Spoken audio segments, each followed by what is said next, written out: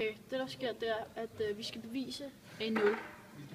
Og det skal vi bevise, at A0, som er nutidsværdien, det går og bliver til fremtidsværdien via x antal terminer.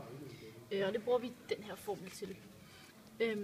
Vi starter med at dividere 1 plus r i ente, fordi det er det samme som at gange med det.